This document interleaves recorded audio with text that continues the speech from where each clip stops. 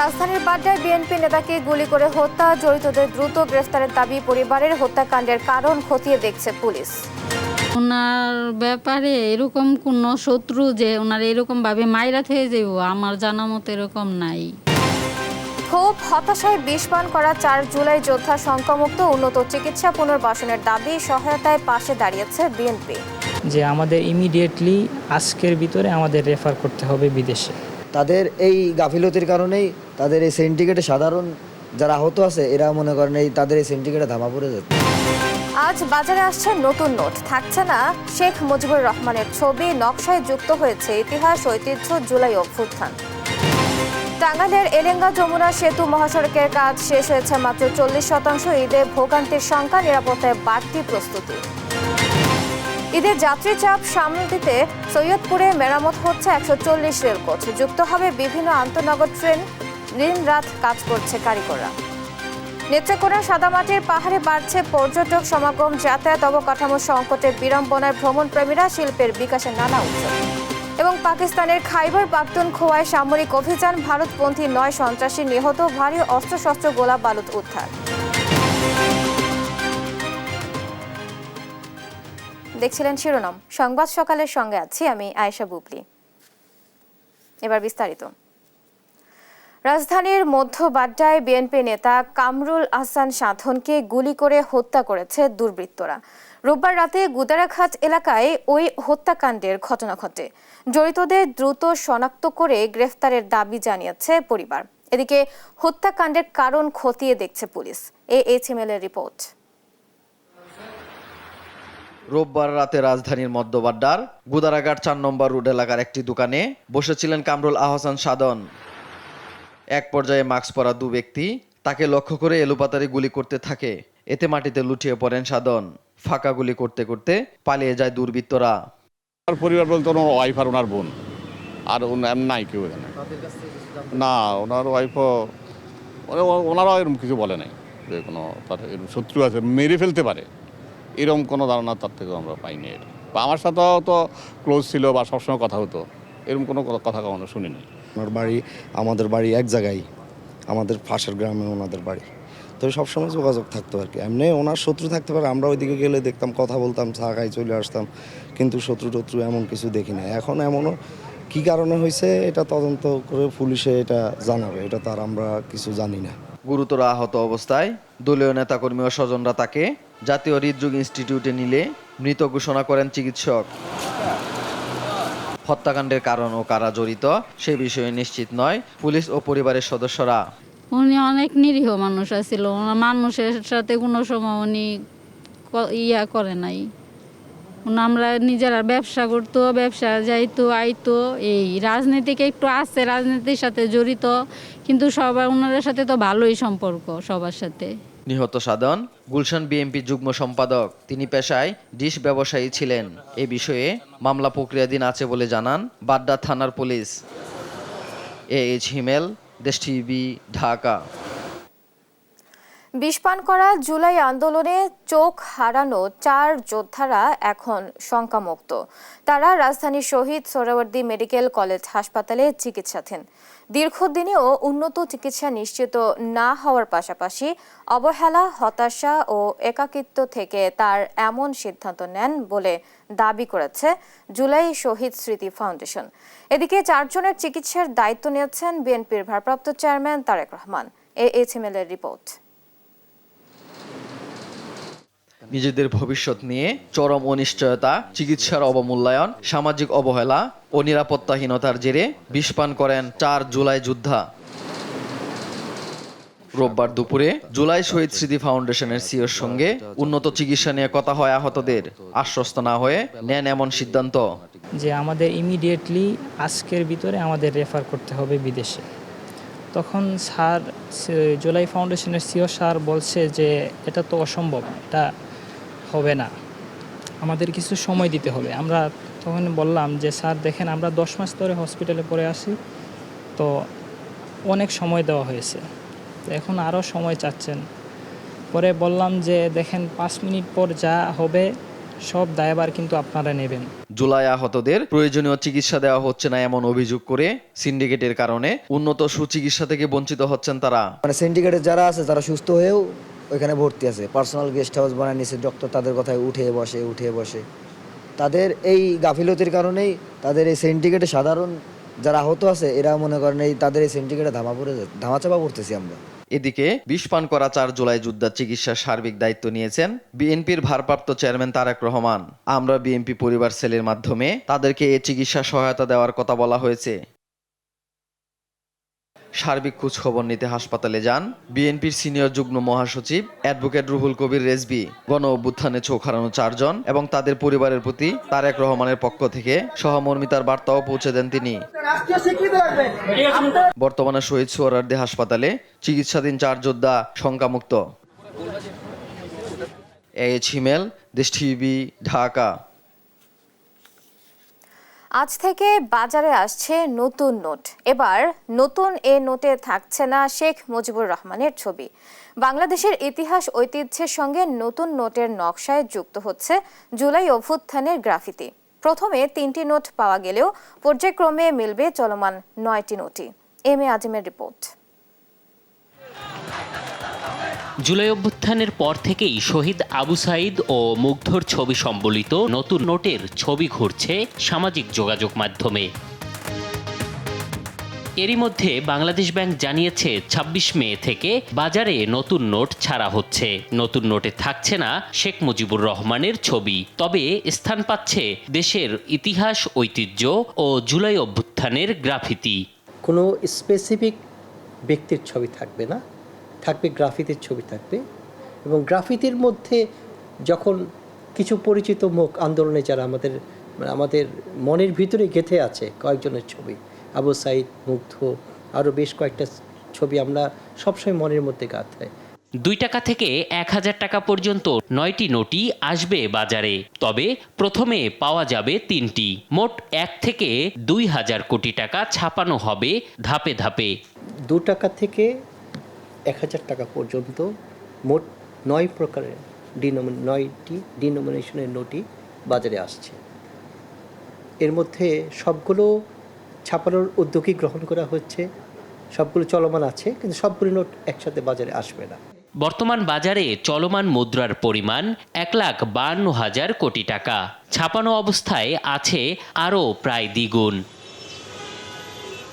M A আজিম, দেশ TV, Dhaka. যৌক্তিক সংস্কার, দৃশ্যমান বিচার ও অবাধ সুষ্ঠু নির্বাচনের আগে প্রধান উপদেষ্টার পদ থেকে ডক্টর ইউনূসের সরে যাওয়ার সুযোগ নেই। তবে রাজনৈতিক দলগুলোর আস্থা অর্জনে সম্ভাব্য রোড ম্যাপ ঘোষণা করলে সব ধরনের অস্থিরতা কেটে যাবে বলে মন্তব্য করেছেন জুলাই অভ্যুত্থানে অংশ নেওয়া বিভিন্ন রাজনৈতিক দলের নেতারা। রোববার রাষ্ট্রীয় অতিথি ভবন যমুনায় প্রধান উপদেষ্টার সঙ্গে 20টি দলের নেতাদের সাক্ষাৎ শেষে এমন মন্তব্য করেছেন দলের নেতারা। মাহমুদ আল হাসান, শাহাদাত নিশাদকে সাথে নিয়ে বিস্তারিত জানাচ্ছেন নাইম আফসার। দেশে চলমান রাজনৈতিক অস্থিরতার সঙ্গে প্রধান উপদেষ্টার পদত্যাগের গুঞ্জনের প্রেক্ষিতে রোববার জুলাই অভ্যুত্থানে অংশ নেওয়া 20 দলের সঙ্গে সংলাপে বসেন প্রধান উপদেষ্টা ডক্টর মোহাম্মদ ইউনূস। প্রথম দফায় গণসংহতি আন্দোলন, বিপ্লবী ওয়ার্কার্স পার্টি, বাংলাদেশের communist party, Basad, AB party সহ অংশ নেন 11টি রাজনৈতিক দলের প্রতিনিধিরা। প্রায় 1 ঘন্টা বৈঠক শেষে গণমাধ্যমে এসে কথা বলেন দলগুলোর নেতারা। বলেন, অভ্যুত্থানের পর মাঝপথ থেকে সরে যাওয়ার সুযোগ নেই প্রধান উপদেষ্টার। ন্যূনতম সংস্কার, ফ্যাসিবাদের দৃশ্যমান বিচার ও সুষ্ঠু নিরপেক্ষ নির্বাচনের মাধ্যমে জনগণের প্রতিনিধিত্ব দেখতে চান তারা। যে দিনের পরে কোনোভাবে এটা গড়াবে না, তার আগে নির্বাচন হবে। সরকারকে নিয়মিত বিরতিতে আমরা এর জন্য জাতীয় রাজনৈতিক কাউন্সিল গঠনের কথা শুরু থেকে বলেছিলাম, যেটা হলে আজকে এই দূরত্বের জায়গা তৈরি হতো না। যে সংস্কার, বিচার এবং নির্বাচনের যথাসম্ভব একটা দ্রুত রোড ম্যাপ দেওয়ার জন্য। দ্বিতীয় দফায় 6:30টার দিকে বৈঠকে বসে আরও 9টি রাজনৈতিক দলের প্রতিনিধিরা। তবে সুষ্ঠু নির্বাচনের জন্য ন্যূনতম সংস্কারের দাবি জানিয়েছেন তারা। প্রধান উপদেষ্টা সেই বিষয়টা আপনার গুরুত্ব দিয়েছেন যে যোগাযোগটা আগের চেয়ে আরো যেন আপনার ঘন ঘন হয়। আয়নাঘর যারা বানিয়েছে আন্তর্জাতিক সমস্ত দুনিয়ার ইতিহাস লঙ্ঘন করে, এদের বিচার দৃশ্যমান করতে হবে এবং জাতীয় নির্বাচন এইটা একটা পরিবেশ তৈরি করতে হবে। নির্বাচনে কালো টাকা ও পেশি শক্তির প্রভাব কমাতে আইনশৃঙ্খলা বাহিনীর সঙ্গে সেনাবাহিনীর সক্রিয় ভূমিকা রাখারও দাবি জানান বিভিন্ন দলের নেতারা। আমাদের আরেকটা দাবি যা বলেছি। নাইম আফসান, দেশ টিভি, ঢাকা। আগামী নির্বাচন 30 জুনের একদিনও দেরি হবে না। রোববার রাজনৈতিক দলগুলোর সঙ্গে বৈঠকে এমন স্পষ্ট বার্তা দিয়েছেন প্রধান উপদেষ্টা বলে জানালেন প্রেস সচিব। রোববার 20টি রাজনৈতিক দলগুলোর সঙ্গে বৈঠক করেন প্রধান উপদেষ্টা ডক্টর মোহাম্মদ ইউনূস। বৈঠক শেষে প্রেস সচিব শফিকুল আলম কথা বলেন। এদিন প্রধান উপদেষ্টা বলেন, আওয়ামী লীগ নিষিদ্ধের পর নানাভাবে দেশকে অস্থিতিশীল করার চেষ্টা হচ্ছে। সুষ্ঠু নির্বাচন দিতে না পারলে নিজে অপরাধী হবেন, এমন মন্তব্য করেছেন প্রধান উপদেষ্টা।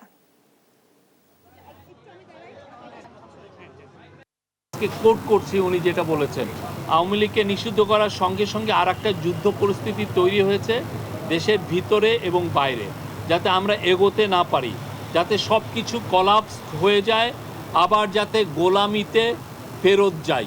আমি যতদিন আছি দেশের কোনো অনিষ্ট হবে এমন কোনো কাজ আমাকে দিয়ে হবে না, নিশ্চিত থাকেন।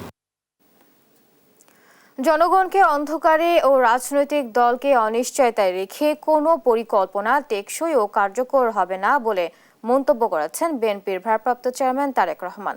রোববার বিকেলে এনপিপির প্রতিষ্ঠা বার্ষিকীর অনুষ্ঠানে ভার্চুয়ালি যুক্ত হয়ে তিনি একথা বলেন। আগামী ডিসেম্বরের মধ্যে জাতীয় নির্বাচনের দাবিও জানান তিনি। অন্য অনুষ্ঠানে দলটির স্থায়ী কমিটির সদস্য ডাক্তার AZM জাহিদ হোসেন অভিযোগ করেন, প্রধান উপদেষ্টা ও রাজনৈতিক দলগুলোর মধ্যে দূরত্ব তৈরি করছে কয়েকজন উপদেষ্টা। আলিমুজ্জামান সাফওয়ানের রিপোর্ট। রাজধানীর ডিপ্লোমা ইঞ্জিনিয়ারিং ইনস্টিটিউটে ন্যাশনাল পিপলস পার্টি এনপিপির 18তম প্রতিষ্ঠা বার্ষিকীর সভায় ভার্চুয়ালি অংশ নেন বিএনপির ভারপ্রাপ্ত চেয়ারম্যান তারেক রহমান। দেশের চলমান রাজনৈতিক পরিস্থিতি সম্পর্কে তারেক রহমান বলেন, গণতান্ত্রিক রাষ্ট্রে স্বৈরাচার কিংবা ফ্যাসিবাদ রুখে দিতে প্রয়োজন জনগণের রাজনৈতিক ক্ষমতায়ন। দেশের জনগণ কিন্তু সরকারের করুণার পাত্র নয়। সরকার অবশ্যই জনগণের কথা শুনতে, জনগণের ন্যায্য দাবি মানতে বাধ্য। এখানে সরকারের মান অভিমান কিংবা রাগ বিরাগের কিন্তু কোনো সুযোগ নেই। জনগণকে অন্ধকারে রেখে, রাজনৈতিক দলকে বা দলগুলোকে অনিশ্চয়তায় রেখে শেষ পর্যন্ত কোনো পরিকল্পনায় কার্যকর এবং টেকসই হয় না, হবেও না। সরকারের সুনির্দিষ্ট পরিকল্পনা জনগণের কাছে স্পষ্ট থাকা প্রয়োজন বলেও মত দেন তারেক রহমান। জনগণের বাংলাদেশে জনগণের ভোটে জনগণের কাছে জবাবদিহিমূলক সরকার প্রতিষ্ঠায় যে কোনো ধরনের অজুহাত কিংবা গড়িমসির সুযোগ নিয়ে পতিত পলাতক পরাজিত স্বৈরাচার মাথা চাড়া দিয়ে ওঠার অপেক্ষায় রয়েছে। কিন্তু বিএনপির দাবি, আগামী ডিসেম্বরের ভেতরে জাতীয় নির্বাচন অনুষ্ঠিত হতে হবে। এদিকে ষড়যন্ত্রের মাধ্যমে প্রধান উপদেষ্টা ও রাজনৈতিক দলগুলোর মধ্যে দূরত্ব তৈরি করছে সরকারেরই কয়েকজন উপদেষ্টা, এমন অভিযোগ করেন বিএনপির স্থায়ী কমিটির সদস্য ডাক্তার AZM জাহিদ হোসেন। কোনো জায়গায় বৃষ্টি, কোনো জায়গায় ঝড়, এবং এটা নাকি 4-5 দিন চলবে। ঠিক একইভাবে বাংলাদেশের রাজনীতির আকাশেও এক ধরনের দুর্যোগ সৃষ্টি করার চেষ্টা করা হচ্ছে। রাজধানীতে আরেক অনুষ্ঠানে স্থায়ী কমিটির সদস্য গয়েশ্বর চন্দ্র রায় বলেন, অন্তর্বর্তী সরকারে সংস্কার করার কোনো সামর্থ্য নেই। আলিমুজ্জামান সাফওয়ান, দেশ টিভি, ঢাকা। প্রধান উপদেষ্টা ঘোষিত সময়সীমার মধ্যেই নির্বাচন দেবেন বলে আশা জামায়াত আমির ডাক্তার শফিকুর রহমানের। বলেন, প্রধান উপদেষ্টা চান একটি সুন্দর সুষ্ঠু নির্বাচন উপহার দিতে। রোববার দুপুরে মৌলভীবাজারের কুলাউড়ায় চা শ্রমিকদের সঙ্গে মত বিনিময় শেষে তিনি একথা বলেন। এ সময় বন্দর ও করিডোর ইস্যুতে নিজেদের অবস্থান জানিয়ে জামায়াত আমির বলেন, দেশের স্বার্থবিরোধী যে কোনো কাজেই জামায়াতের অবস্থান না। এ সময় নো করিডোর নো বন্দর ইস্যুতে জামায়াতের স্পষ্ট অবস্থান তুলে ধরেন তিনি। বলেছেন যে আমি আমার কথায় শক্ত আছি এবং সেই নির্বাচন আপনারা পাবেন। তবে আমি চাচ্ছি এমন একটা নির্বাচন যেটা ইতিহাস সৃষ্টি করবে এবং যেখানে প্রত্যেকটি মানুষ ভোট দিয়ে হাসি মুখে বের হবে। কারণ আমরা বিশ্বাস করি এই সময়ের ভিতরে তিনি নির্বাচন দেবেন। আমরা নো বলে এসেছি, আমরা নো বলে এসেছি। দেশের স্বার্থের বিরুদ্ধে আমরা কোনো কিছুতে হা বলবো না। কোরবানির পশুর চামড়ার নতুন দাম নির্ধারণ করেছে সরকার। গত বছরের তুলনায় বর্গফুট প্রতি বেড়েছে 5 টাকা আর ছাগলের চামড়ায় 2 টাকা। রোববার দুপুরে সচিবালয়ে সংবাদ সম্মেলনে দাম নির্ধারণের বিষয়টি জানান বাণিজ্য উপদেষ্টা। বলেন, কাঁচা চামড়া সংরক্ষণে এবার 30,000 টন লবণ বিনামূল্যে বিতরণ করা হবে। মোহাম্মদ সাকিবের রিপোর্ট। আসন্ন পবিত্র ঈদ উল আজহা উপলক্ষে কোরবানির পশুর চামড়ার দাম নির্ধারণ করা হয়েছে। পাশাপাশি সংরক্ষণেও সরকারের পক্ষ থেকে নেওয়া হয়েছে নানা ব্যবস্থা। কাঁচা চামড়া সংরক্ষণকে গুরুত্ব দিয়ে এবছর 30,000 টন লবণ বিনামূল্যে মাদ্রাসা ও এতিমখানায় সরবরাহ করা হবে। বাণিজ্য উপদেষ্টা জানান, ঢাকায় সর্বনিম্ন কাঁচা চামড়ার দাম 1,350 টাকা নির্ধারণ করা হয়েছে, আর ঢাকার বাইরে সর্বনিম্ন দাম 1,150 টাকা। 10 দিন পর্যন্ত ঢাকার বাইরে থেকে কোনো কাঁচা চামড়া রাজধানীতে ঢুকতে দেয়া হবে না। ঢাকার বাইরে 1150, ঢাকাতে 1350। এক্ষেত্রে আমরা মনে করি যে আমরা যেহেতু চামড়াটাকে সংরক্ষণ করার জন্য বিনামূল্যে লবণ দিচ্ছি এবং আমরা প্রশিক্ষণ দিয়েছি, যে পরিমাণ শ্রম ব্যয় হয় এই চামড়াটাকে লবণ লাগাতে, এটা সম্মিলিতভাবে আমরা আশা করি যে মূল্যটা আমরা নির্ধারণ করেছি এটা যৌক্তিক। উপদেষ্টা জানান, ঢাকায় প্রতি বর্গফুট লবণযুক্ত গরুর চামড়ার দাম 60 টাকা থেকে 65 টাকা এবং ঢাকার বাইরে 55 থেকে 60 টাকা নির্ধারণ করা হয়েছে। খাসির ক্ষেত্রে আমরা যেটা বলেছি 22 থেকে 27 টাকা এবং বকরির ক্ষেত্রে আমরা বলেছি 20 থেকে 22 টাকা। আর গরুর চামড়ার ক্ষেত্রে আমরা বলেছি যে 60 থেকে 65 টাকা ঢাকায় এবং ঢাকার বাইরে 55 থেকে 60 টাকা। কোরবানির ঈদের সুষ্ঠু চামড়া ব্যবস্থাপনা ও পশু পরিবহনে সার্বিক নিরাপত্তার লক্ষ্যে হেল্পলাইন নম্বর 999 থেকে নিরবিচ্ছিন্ন সেবা প্রদান করা হবে বলেও জানান বাণিজ্য উপদেষ্টা। মোহাম্মদ সাকিব, দেশ টিভি, ঢাকা। দেশে ঈদুল আজহাকে কেন্দ্র করে রেমিটেন্স প্রবাহ বাড়ছে। মে মাসের প্রথম 24 দিনে 225 কোটি মার্কিন ডলার রেমিটেন্স এসেছে দেশীয় মুদ্রায়, যার পরিমাণ 27,626 কোটি টাকা। দৈনিক করে রেমিটেন্স এসেছে 9 কোটি 37 লাখ ডলার। রোববার কেন্দ্রীয় ব্যাংকের প্রকাশিত হালনাগাদ প্রতিবেদন থেকে এ তথ্য জানা গেছে। রেমিটেন্সের তথ্য অনুযায়ী চলতি মে মাসের প্রথম 24 দিনে দেশে যে পরিমাণ রেমিটেন্স এসেছে, এর মধ্যে রাষ্ট্রায়ত্ত ব্যাংকগুলোর মাধ্যমে 66 কোটি 52 লাখ 60 হাজার ডলার, বিশেষায়িত একটি ব্যাংকের মাধ্যমে 20 কোটি 50 লাখ ডলার, বেসরকারি ব্যাংকগুলোর মাধ্যমে 137 কোটি 16 লাখ 80 হাজার ডলার এবং বিদেশি ব্যাংকগুলোর মাধ্যমে 41 লাখ 30 হাজার মার্কিন ডলার রেমিটেন্স এসেছে। এর আগে দেশে চলতি বছরের মার্চ মাসে রেমিটেন্স এসেছে 329 কোটি 56 লাখ ডলার দেশীয় মুদ্রায়, যার পরিমাণ 40,000 কোটি টাকার বেশি। একক মাসে দেশে এত বেশি পরিমাণ রেমিটেন্স আগে কখনো আসেনি। আগামী 7 জুনকে ঈদুল আজহার দিন ধরে ট্রেনের অগ্রিম টিকিট বিক্রি শুরু করেছে বাংলাদেশ রেলওয়ে। ঈদ উপলক্ষে ঘরমুখে মানুষের এই যাত্রায় 5 জুনের ট্রেনের টিকিট বিক্রি হচ্ছে আজ সকাল 8টায় বাংলাদেশ রেলওয়ের পশ্চিমাঞ্চলে চলাচল করা ট্রেনগুলোর আসনের টিকিট বিক্রি শুরু হয় এবং দুপুর 2টায় বিক্রি শুরু হবে পূর্বাঞ্চলের চলাচল করা ট্রেনগুলোর টিকিট। যাত্রীদের সুবিধার্থে শতভাগ আসনের টিকিট অনলাইনে বিক্রি করা হচ্ছে। এবার শুধু ঢাকা থেকে দেশের বিভিন্ন গন্তব্যে যাওয়া আন্তঃনগর ট্রেনগুলোর মোট আসন সংখ্যা থাকছে 33,315টি।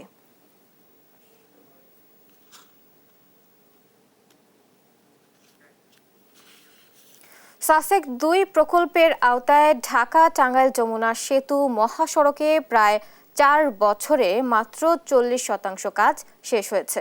এতে মহাসড়কে অতিরিক্ত যানবাহনের চাপসহ নানা কারণে আসন্ন ঈদে ঘরমুখো মানুষের যানজটে চরম ভোগান্তির শঙ্কা করছেন চালকরা। তবে নির্ধারিত সময়ের মধ্যেই কাজ শেষ করার দাবি প্রকল্প পরিচালকের। ঈদে ভোগান্তি লাঘবে যমুনা সেতুতে আলাদা মোটরসাইকেলের বুথ সহ উভয় পাশে অতিরিক্ত 6টি বুথ বাড়ানো হবে বলে জানায় যমুনা সেতু কর্তৃপক্ষ।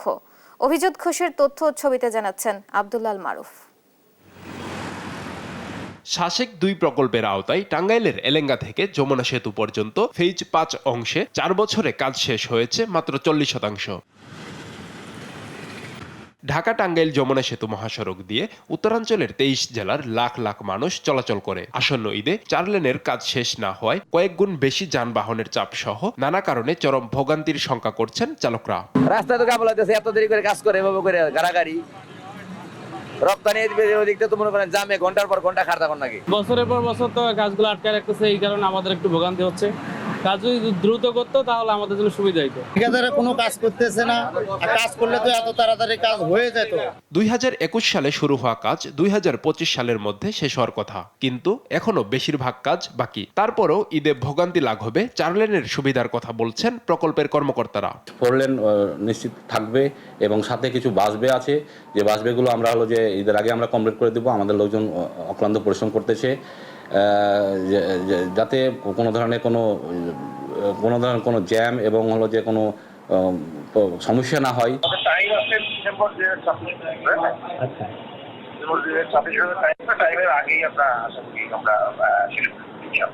সেতু কর্তৃপক্ষ বলছে ঈদে ভোগান্তি লাঘবে যমুনা সেতুতে আলাদা মোটরসাইকেলের বুথ সহ উভয় পাশে অতিরিক্ত 6টি বুথ বাড়ানো হবে। উভয় পারে 9টা মোট 18টা লেন চলবে। তার মধ্যে 2টা মোটরসাইকেল স্পেশালি এই পারে, 2টা মোটরসাইকেল স্পেশালি ওই পারে চলবে।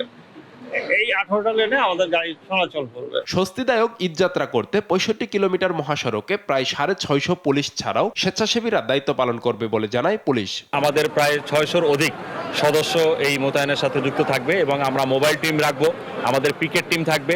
যমুনা সেতুতে 24 ঘন্টায় 18 থেকে 20,000 যানবাহন পারাপার হলেও গেল ঈদে 24 ঘন্টায় 50,000-এর অধিক যানবাহন সেতু পারাপার হয়েছে। এই ঈদেও 60,000-এর বেশি পরিবহন পারাপারের সম্ভাবনা রয়েছে। নিউজ ডেস্ক, দেশ টিভি। দর্শক, ঈদ ঘিরে ঢাকা বগুড়া মহাসড়কের সিরাজগঞ্জ অংশের পরিস্থিতি জানাতে সরাসরি যোগ দিচ্ছেন সহকর্মী শুভ কুমার ঘোষ। শুভ, ভোগান্তি বা কোনো নিরাপত্তাজনিত ঝুঁকি কি লক্ষ্য করা যাচ্ছে কিনা জানাবেন। বুবলি, সিরাজগঞ্জের এই মহাসড়ক দিয়েই কিন্তু উত্তরাঞ্চলের 22 জেলার পরিবহনগুলো যাতায়াত করে এবং এখন কিন্তু 4 লেনের কাজ অনেকটা উন্নীতকরণ হয়ে গিয়েছে। ফলে এবারে কিন্তু ঈদ যাত্রাটা আরো সুন্দর হবে এমনটাই প্রত্যাশা। তবে যে ব্যাপারটি বলছিলেন নিরাপত্তা ঝুঁকি, এখন কিন্তু নিরাপত্তা ঝুঁকিটা নেই বলছেন যারা যাত্রী আছেন এবং চালক আছেন তারা। গত ঈদের আগে আমরা দেখেছি ঈদের বেশ কিছুদিন আগে মহাসড়কে কিছু অপ্রীতিকর ঘটনা ঘটেছিল। এর পরবর্তীতে কিন্তু পুলিশের তৎপরতায়, জেলা পুলিশ এবং হাইওয়ে পুলিশের সমন্বয়ে যে তৎপরতা ছিল, আইন শৃঙ্খলা বাহিনীর তৎপরতায় পরবর্তীতে কিন্তু সেই ঝুঁকিগুলো চলে গিয়েছে। এখন কিন্তু মহাসড়কে সেই নিরাপত্তা ঝুঁকি নেই। তবে তারপরও যারা গরু ব্যবসায়ী আছেন, যারা ঈদ উপলক্ষে যে কোরবানি পশুগুলো ঢাকা সহ দেশের বিভিন্ন প্রান্তে নিয়ে যাবেন, তারা কিন্তু বলছেন যে তাদের দিকে যেন আইন শৃঙ্খলা বাহিনী একটু আলাদা নজর রাখেন। কারণ তাদের একদিকে যেমন পশু থাকবেন, তারা পশু বিক্রি করা শেষ করে কিন্তু আবার নগদ টাকা নিয়ে ফিরবেন। এর পাশাপাশি যে এই 4 লেনের যে মহাসড়কটা আছে যমুনা সেতু পশ্চিম থেকে কিন্তু সিরাজগঞ্জের যে 37 কিলোমিটার মহাসড়ক আছে, এই 37 কিলোমিটার মহাসড়কের কিন্তু প্রায় সবগুলো আন্ডারপাস এবং ওভারপাস খুলে যাচ্ছে। যে 2-1টি বাকি ছিল সেটাও কিন্তু আসন্ন ঈদের আগে খুলে যাবে। পাশাপাশি হাটিকুমরুল গোলচত্বর এলাকায় যে ইন্টারচেঞ্জ প্রকল্পের কাজ চলছে, সেখানেও কিন্তু আরেকটি সার্ভিস সড়ক প্রায় খোলার মুখে। তারা কিন্তু বলেছেন যে সাচেকের যে প্রকল্প পরিচালক আছেন তিনি কিন্তু জানিয়েছেন যে আমরা ঈদ যাত্রার আগে, ঈদ যাত্রা শুরু হওয়ার আগে এটা খুলে দেব। পাশাপাশি যে অতিরিক্ত পুলিশ মোতায়েনের বিষয়টা থাকে ঈদ উপলক্ষে, সেটা কিন্তু হাইওয়ে পুলিশ এবং জেলা পুলিশ তারা সমন্বয় করছেন করে একটা নির্দিষ্ট সময়ে, ঈদের আগে, ঈদ যাত্রা শুরু হওয়ার আগে নির্দিষ্ট সময়ে কিন্তু তারা সেই অতিরিক্ত পুলিশগুলো মোতায়েন করবেন। এছাড়া মহাসড়কের পাশে কিন্তু যে পশুর হাট আছে, সেই পশুর হাটগুলো কিন্তু এর আগে আমরা দেখেছি যে যানবাহন চলাচলে একটা বিঘ্ন ঘটায়।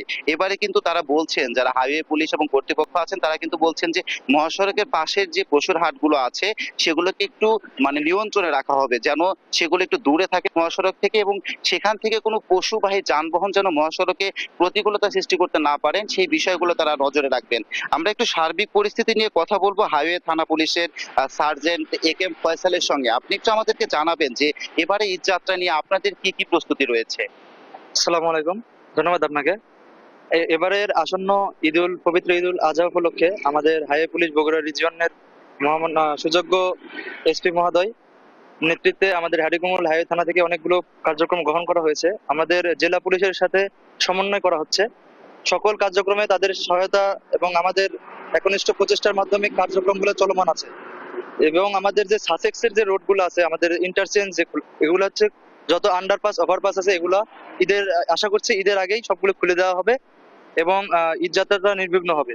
এবারের কুরবানির পশু পরিবহনকারী যে যানবাহনগুলো থাকবে তাদের নিরাপত্তার স্বার্থে আমাদের হাইওয়ে পুলিশ সর্বদা সচেষ্ট থাকবে এবং আমাদের গরুর হাটগুলো যেগুলো আছে সেগুলা যাতে আমাদের মহাসড়ক কেন্দ্রিক না হয়ে একটু দূরে যাতে হয় সেই ব্যাপারে আমাদের মহামান্য পুলিশ সুপার মহোদয় দিক নির্দেশনা দিয়েছেন এবং বিভিন্ন জায়গায় উনি অলরেডি বিভিন্ন জায়গাতে মত বিনিময় সভা করেছেন। তো আমাদের আশা করি এবার ঈদ যাত্রা উপলক্ষে অতিরিক্ত পুলিশ মোতায়েন থাকবে যাতে সবার ঈদ যাত্রাটা শান্তিময় এবং স্বাচ্ছন্দ্যপূর্ণ হয়। ধন্যবাদ। আসসালামু আলাইকুম। ধন্যবাদ আপনাকে। এবং পাশাপাশি কিন্তু এইবারে যে হাইওয়ে পুলিশ সাচেক থেকে শুরু করে সবাই কিন্তু যারা সংশ্লিষ্ট আছেন, যারা হোটেল ব্যবসায়ী থেকে শুরু করে মহাসড়কের পাশে যে রেস্তোরাঁ ব্যবসায়ী থেকে শুরু করে পশুর হাট কর্তৃপক্ষ তাদের সবার সঙ্গে কিন্তু তারা মত বিনিময় করেছেন। তারা বলছেন যে ঈদ উল ফিতরে ঈদ যাত্রাটা যেমন নির্বিঘ্ন ছিল, নিরাপদ ছিল, এবারে পশুবাহী যানবাহনে একটা অতিরিক্ত চাপ সৃষ্টি হবে, তারা এটা মাথায় রেখেই এবারেও কিন্তু তারা ঈদ যাত্রাটা আরো সুন্দর করবেন এমনটাই প্রত্যাশা করছেন। বুবলি। শুভ, আপনাকে ধন্যবাদ। দর্শক, এতক্ষণ সিরাজগঞ্জ থেকে সরাসরি যুক্ত ছিলেন সহকর্মী শুভ। ঈদে ঘরমুখ মানুষের চাপ সামলাতে দেশের বৃহত্তর রেলওয়ে কারখানা নীলফামারীর সৈয়দপুরে মেরামত করা হচ্ছে 140টি রেল কোচ। এসব কোচ সংযুক্ত করা হবে বিভিন্ন আন্তঃনগর ট্রেনে। জনবল সংকট থাকলেও 45 কর্মদিবসে কোচগুলো মেরামতের লক্ষ্যে কাজ করছে শ্রমিক কর্মচারীরা। টুম্পা আফরোজের রিপোর্ট। নীলফামারীর সৈয়দপুর রেলওয়ে কারখানা, একে ঘিরেই ব্রিটিশ আমলে এ শহরের গোড়াপত্তন ঘটে। 1970 সালে 110 একর জমিতে প্রতিষ্ঠিত হয় রেল কারখানাটি। এখানে 29টি শপে রেল কোচ মেরামত করা হয়। এছাড়া ক্যারেজ, ওয়াগন ও লোকোমোটিভে 1200 রকমের খুচরা যন্ত্রাংশ তৈরি হচ্ছে। তবে নানা সংকটে বেশিরভাগ যন্ত্রপাতি কিনতে হয় বাইরে থেকে। ঈদ ঘিরে ট্রেন চলাচলে প্রয়োজন হয় অতিরিক্ত রেল কোচ। এ কারণে এবার 45 কর্মদিবসে 140টি রেল কোচ মেরামতের লক্ষ্য নির্ধারণ করে রেলওয়ে কর্তৃপক্ষ। সর্বশক্তি দিয়ে চেষ্টা করতেছি ঈদে আউটকাম ফিল আপ করার জন্য, যাতে ঈদ ফিরতি মানুষ যাতে স্বাচ্ছন্দ্য বোধে ঈদ করতে পারে। মানুষ যাতায়াত সুবিধা করার জন্য আমরা খুবই চেষ্টা করতেছি গাড়ি দেওয়ার জন্য। হলিডের দিনও আমরা অক্লান্ত পরিশ্রম করে আমরা কাজ চালাই যাচ্ছি যাতে সৈয়দপুর কারখানার সুনাম হয় এবং আমাদের সুনাম হয়। লোকবল সংকট থাকলেও নির্ধারিত সময়ের আগেই সব কোচ প্রস্তুত করার আশ্বাস কর্তৃপক্ষের। আমরা এবারে ঈদুল আজহাতে প্রায় 100টি কোচ লক্ষ্যমাত্রা হাতে নিয়ে ইতিমধ্যে 60% অর্থাৎ 60টি কোচ আউটরান দিতে পেরেছি। ইনশাল্লাহ আগামী দিনগুলোতে আমরা বাকি কোচগুলো আউটরান দিতে পারব। কারখানার বিভাগীয় তত্ত্বাবধায়ক জানান, ঈদে ঘরমুখ মানুষের যাতায়াত নিরাপদ করতে অতিরিক্ত সময়ে কাজ করছেন তারা। এরই মধ্যে 91টি কোচ মেরামত শেষে রেলওয়ের ট্রাফিক বিভাগকে হস্তান্তর করা হয়েছে। তা আশা করি আগামী কোরবানি ঈদ আমরা 100টি কোচের আউটরান প্রোগ্রাম নিয়েছি, 100টি কোচ রক্ষণাবেক্ষণ করে দিব, যার মধ্যে ইতিমধ্যে 60টি কোচ আউটরান হয়ে গিয়েছে। বাকি 40টি কোচ আগামী 17 কর্মদিবসে আমাকে আউটরান দিতে হবে। জনবল নিয়োগ ও অর্থ বরাদ্দ পেলে প্রাণ ফিরে পাবে দেশের বৃহত্তম সৈয়দপুর রেলওয়ে কারখানা। নিউজ ডেস্ক, দেশ টিভি। স্থানীয় আলাল উদ্দিন নামে এক ব্যক্তির বাধার মুখে নির্মাণ কাজ শুরু হওয়ার 1 মাসেই বন্ধ হয়ে গেছে ময়মনসিংহের ত্রিশাল উপজেলার চক্রামপুর জিমি রোড থেকে গণদখলা রোডের 500 মিটার কার্পেটিং রাস্তার নির্মাণ কাজ। আলালের দাবি, সরকারি জমিতে পুকুর থাকায় রাস্তার একটি অংশ তার জায়গার মধ্য দিয়ে নেওয়া হচ্ছে। রাস্তাটি হলে 5% মতো জায়গা হারাবেন তিনি। রাস্তা খুঁড়ে কাজ বন্ধ করে রাখায় চলাচলে ভোগান্তিতে পড়েছেন কয়েক গ্রামের শতাধিক মানুষ। সহকর্মী ইলিয়াস আহমেদের রিপোর্ট, জানাচ্ছেন নুসরাত শোভা। গেল মার্চের 1 তারিখ থেকে শুরু হয় ময়মনসিংহের ত্রিশাল উপজেলার চক্রামপুর জিমি রোড থেকে গণধখলা রোডের 500 মিটার কার্পেটিং রাস্তার নির্মাণ কাজ। নির্মাণ ব্যয় প্রায় 67 লাখ টাকা। কাজের দায়িত্ব পান মেসার্স ইশতিয়াক আহমেদ ঠিকাদারি প্রতিষ্ঠানের কর্ণধার সর্দার গোলাম ফারুক। প্রথম মাসে পুরো 500 মিটার জুড়ে বালু ফেলা হয়। কিন্তু 1 মাসেই বন্ধ হয়ে যায় কাজ। কোনাবাড়ি মোড় নামের জায়গার পূর্ব পাশে সরকারি জায়গা এবং পশ্চিম পাশে স্থানীয় আলাল উদ্দিনের জায়গা।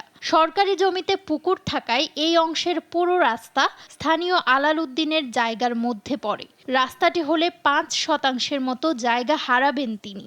আমার দাগের জমিন দিয়া ঠিকাদারে বই দেখাইয়া এই রাস্তা করতেছে।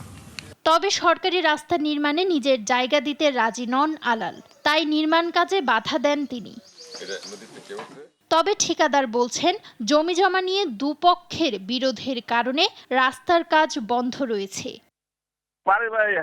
দুই পক্ষে আগে খুদবার যে সবকিছু করছে, দুই পক্ষে ঝগড়া লাগিয়া রাস্তা বন্ধ রাখে। রাস্তা খুঁড়ে কাজ বন্ধ করে রাখায় চলাচলে ভোগান্তিতে পড়েছেন কয়েক গ্রামের মানুষ। বাড়িতে বাড়ানির প্রথম রাস্তা, কিন্তু মালিকানা এই যে জায়গাটা, এই জায়গাটা বিরোধী দলেরা রাস্তা নিতে চায়। এই রাস্তাটা হেঁটে ঘুরে ঘুরে হেঁটে বাজার লাগে গাড়িটা হাঁটতে তো এইটা আমরা। কাজ শুরুর আগে নিয়ম অনুযায়ী রাস্তা নির্মাণের বাজেট করা হয় বলে জানিয়েছেন ত্রিশাল উপজেলা প্রকৌশলী। উভয় পক্ষকে নিয়ে বসে ভোগান্তি লাঘব করতে দ্রুত কাজ শুরুর কথা জানিয়েছেন উপজেলা নির্বাহী কর্মকর্তা। এই রাস্তা পুরাতন আইডিভুক্ত রাস্তা এলজিডি এবং ওই রাস্তার উপরেই এস্টিমেট তৈরি করা হয়েছে এবং টেন্ডার আহ্বান করা হয়েছে। একজন যেহেতু ভুক্তভোগী তিনি আবেদন করেছেন এবং কাজটি বন্ধ হয়েছে, আমরা এটা সরেজমিনে তদন্ত করে দেখব। এই সমস্যার সমাধান করে রাস্তাটি নির্মাণ ও যোগাযোগ ব্যবস্থা উন্নত করার দাবি গ্রামবাসীর। নিউজ ডেস্ক, দেশ টিভি। নেত্রকোনার সাদা মাটির পাহাড়ে দিন দিন বাড়ছে পর্যটকের সংখ্যা, কিন্তু যথাযথ যাতায়াত ব্যবস্থা সহ প্রয়োজনীয় সুযোগ সুবিধার অভাবে প্রসারিত হচ্ছে না পর্যটন শিল্প। এ কারণে দেশের একমাত্র সাদামাটির পাহাড় রানীখং মিশন, বিজয়পুরের মনোরম গারো পাহাড় ও ক্ষুদ্র নৃগোষ্ঠীর মানুষের জীবনযাপন দেখতে আসা পর্যটকদের পড়তে হয় নানান বিড়ম্বনায়। আর এসব সমস্যা সমাধানে প্রচেষ্টা চলছে বলে জানান জেলা প্রশাসক। জিয়াউর রহমানের রিপোর্ট, জানাচ্ছেন শামীম হোসেন। নেত্রকোনার দুর্গাপুর উপজেলার বিজয়পুর এলাকায় রয়েছে দেশের একমাত্র সাদামাটির পাহাড়। দৃষ্টিনন্দন এই পাহাড় দেখতে এখানে প্রতিদিনই ছুটে আসছেন পর্যটকরা। তবে স্থানীয় সোমেশ্বরী নদীতে সেতু না থাকায় এবং যথাযথ যাতায়াত ব্যবস্থা সহ প্রয়োজনীয় সুযোগ সুবিধার অভাবে বিস্তার লাভ করতে পারছে না এখানকার পর্যটন শিল্প। সীমান্তের এই পর্যটন এলাকা দেখতে আসা মানুষদের পড়তে হয় নানা রকম ভোগান্তিতে। পর্যটন এলাকা হিসেবে ঘোষণার জন্য বহুত আগে থেকে কাজ করতেছিল, কিন্তু কি কারণে, যে অদৃশ্য কারণে, কি অদৃশ্য কারণে সেটা বন্ধ হয়ে গেল আমার এই মুহূর্তে আমার জানা নেই। সিকিউরিটির ব্যবস্থাটা ভালো থাকে, আমরা যেন এসে নিরাপদ বোধ করি, অনেকেই ফ্যামিলি নিয়ে আসে, এটাই চাই। দূর দূরান্ত থেকে আসা পর্যটকদের বিশ্রাম ও খাবারের জন্য উন্নত মানের কোনো হোটেল না থাকায় তাদের পড়তে হচ্ছে দুর্ভোগে। প্রয়োজনীয় সুযোগ সুবিধা বাড়ালে জেলার সীমান্ত এলাকায় পর্যটকদের আগমন আরো বাড়বে বলে দাবি স্থানীয়দের। সাদামাটি পাহাড় যদি না আসে তাহলে তো বোঝা যায় না যে পাহাড়ের অনুভূতি কিরকম হয়, পাহাড়ের সৌন্দর্য। এত এই জায়গায় আসলে তো বোঝা যায় সৌন্দর্য কাকে বলে। এখানে চীনামাটির পাহাড়, এখানে উপজাতিদের বৈচিত্র্য জীবন এবং এখানে যে প্রকৃতির সৌন্দর্য, সেই সৌন্দর্যকে আপনি কি বলবো, আপনি যতক্ষণ না অবলোকন করবেন, না অনুধাবন করবেন, আপনি ততক্ষণ বুঝতে পারবেন না এটা কি জায়গা। এটা ভূস্বর্গ বলতে পারি আমরা আমাদের এই অঞ্চলে। রাস্তাগুলির অবস্থা অত্যন্ত খারাপ। আমার মনে হয় যে এই রাস্তাগুলি যদি আরেকটু ডেভেলপ হতো তাহলে আমরা আরো আসতাম, এখানে আরো পর্যটক আসতে বাড়ি থেকে। তবে স্থানীয় জেলা প্রশাসক বলছেন প্রয়োজনীয় সুযোগ সুবিধা বৃদ্ধি করে পর্যটন শিল্পের বিকাশের উদ্যোগ নেওয়া হচ্ছে।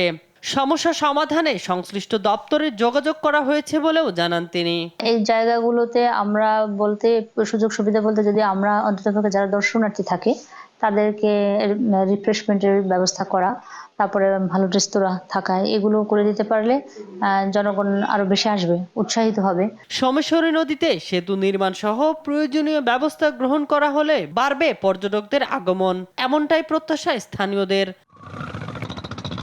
নিউজ ডেস্ক, দেশ টিভি।